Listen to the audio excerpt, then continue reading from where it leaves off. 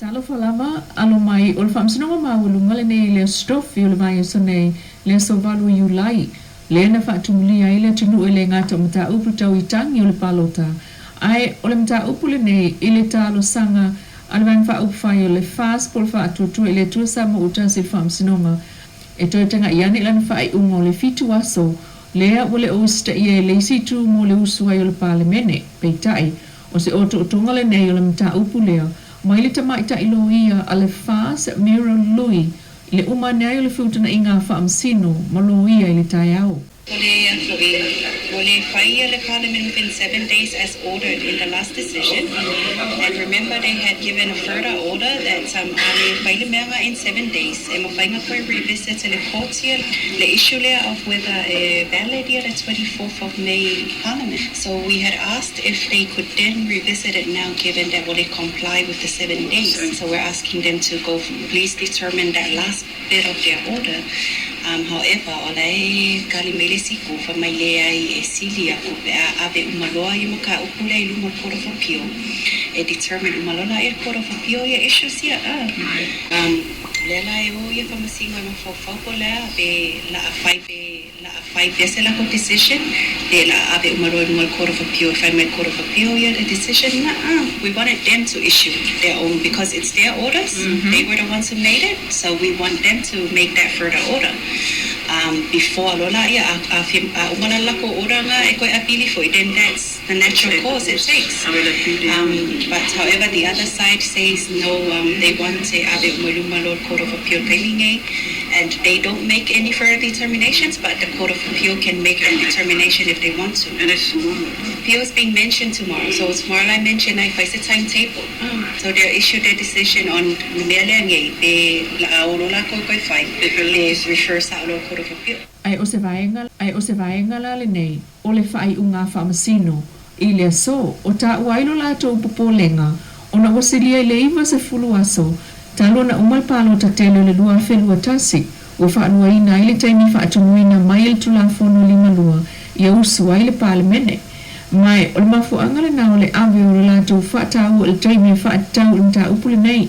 pe anu tu watu le whaamsinonga le taimi whai ai fōla sanga o tau sanga SS na whaulu o sanga whaatupula ia i lava le whaatuai ai mana umia le whaamsinonga taimi e whai ai en whai unga mai ai a tusia ia iai ia sona sawa o ngā le whaamsinonga a pili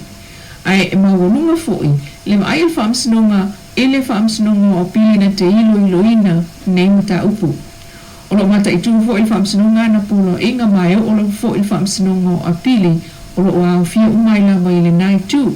ma o manatu ai le whaamsinonga il vaenga fitu sufulu pui tasi pi o le whaavai ma le vaenga fitu lima tasi pi wanga vaai o na tu inatu nei talu sanga uma i le whaamsinonga a pili a Samoa e fofonga nai ma whaia i aile la tō whai unga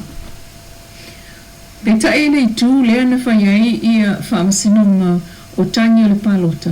E le uma i tono i le mamalu le tāpua inga mai le tu malo ana maalua. O whaawau la wale tangi le fionga a tō mata nora leota pasanga i le sui manu malo le HRPP fono toi pia la wofo. A o tali ai le tau le se fulu le tai au. Ai o amata atu i fafo mai o whai tutoa o le whale whaamasino le seu malo amatai o le tu malo. O le isi tu anga i le isi tu tangi e tai. Sao o lava ina wala au i mata upu i le tātonu le se fulu le tai au. Ai o le sunga Alex Sua mo fetu langa ai o lo ia to mata. Wala au loa la moli mau. O le runa ono o moli mau lea na wala au. Ai ele ai ama se sina aluane ele i o atu whamsinonga.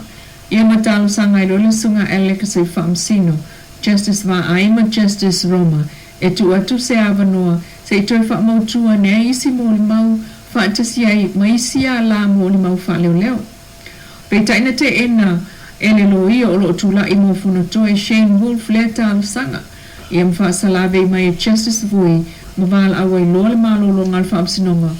I le se fulu minute, i le tōtali mai tonu na mōli mau, tapu tuta i o salvo whatai nofo e whare leo niu, e na palota moano a maalua. A peola sofito a aprila na o e malana tama fitu tau sanga i salvo fata. Ai ona salvalu a aprila na o atuel komite o to matala tau tala noa. E o e se atu e se solo atu le ta'avale le komiti a whanotoe i le whale sa iai ulona tausonga o tala esea. No atu le komiti e tala i atu le tasi o le tangata i palota i e salo fata o na o whanotoe. Mai na avatula na 5 sfutala ai avel fit sfutala i a tala esea. O tupe ia na tufatu le Tofi ai aso foraile le palota. E ni ua avatu e wha mau le tupe i ala ua na whai atu elo in tupe ala wofo o tupe ia. O le tamaita ina ia na ia ta ua wha amsino na mafua o na alu le campa le fast ili mo te Samoa e no fuai ono le vao ia malontonga ni mul saunga le mu.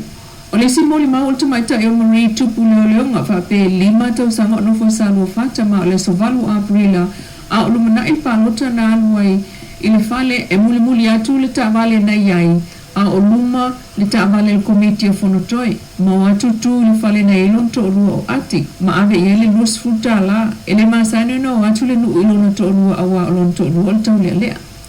il mol maua te o filo whanati o solo na ia ta'u le avatu e le komiti o la uofo lus futala i ateia na ia iloa o le komiti o la uofo ai o le tupe lea o le whaatosina awa sa o atu lava ma le tusi palota o le tupe fo i lea i le o se tutongi o lo natalii mai le ngālu e ngā le mafa sa alu atu lava lo natalii ma la naono sfutala o lo tutongi o le mafa tilo o le komiti o la uofo e whaisi mo le mauato o mata na mulmul mai ma whaamutai noa ma le whaamoe to e whaawawai i le tai au le sofreile o le vai sunei o watamua na mai Samoa.